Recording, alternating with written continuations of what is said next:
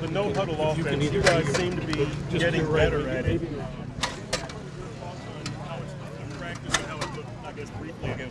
You know, you just gotta, rep it.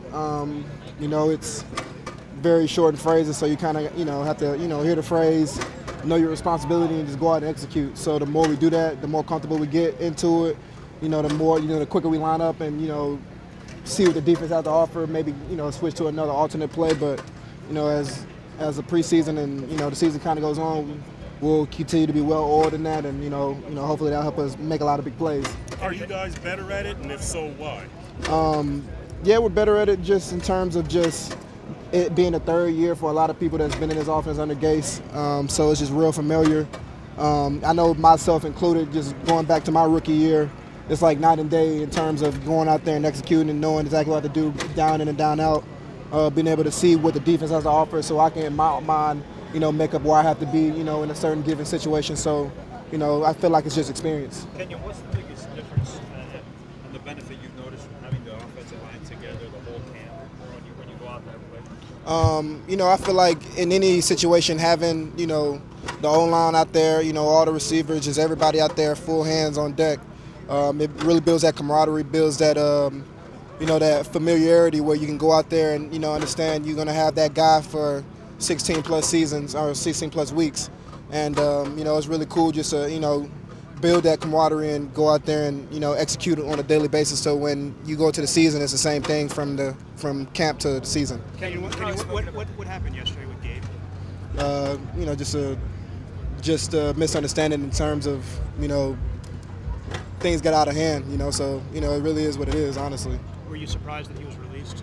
I was definitely surprised. But, that's not a decision I have to make. That's a decision that the head man and everybody else upstairs have to make. So it's really out of my hands.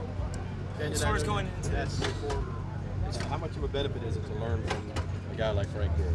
Oh, it's definitely very beneficial. That guy with that type of experience and how he comes out and not only it permeates from his experience, but also just him going out here and running around at his age. It shows that if you take care of your body, you do what you need to do on a daily basis, year in and year out, you can come out here and be successful for however long you want to. It's been a while. You've been able to think about it for a while, but to know that you're the featured back going into this season, how different is your mindset with that? I just try to take every day for what it is, be where my feet at. It's just really kind of being in a routine to where I know I can put my best foot forward at the end of the day. So whether that's, eating, when I need to, having the right hydration, the right setup to where I can be available for 16-plus games this year so I can help this team win games and make plays. Kenyan, what do you expect to get out of this second game, maybe getting a couple more reps? Just continue to build confidence going out there with the rest of my teammates, building the ability to go out there and continue to make plays. I might, not get obviously 20 carries in the second preseason game, but making the most of the carries and making sure I execute the game plan accordingly.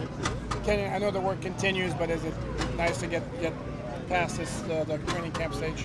Yeah, the work is going to continue regardless. So I feel like I'm going to, put that work in. We might not be up here, as long up to 8 o'clock, but I'll still try to be up here as long as possible to get what I, get the most out the day. So, I feel like that's the mindset that I have, becoming more of a professional as my career kind of progresses. There's no rush to get out the facility.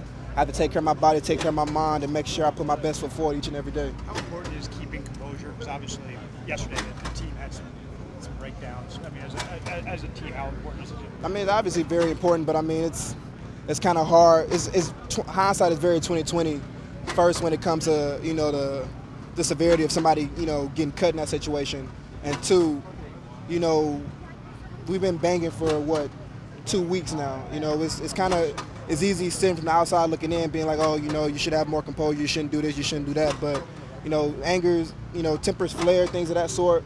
You just have to, in that moment, you got to have, the ability to, to have, be proactive with how, you can look forward to see, make sure that I'm here to, the next day, because, it is what it is. It was a very unfortunate situation. I wish nothing but the best for him. You've been in thousands of practices in your life, and I'm sure you've seen that happen before.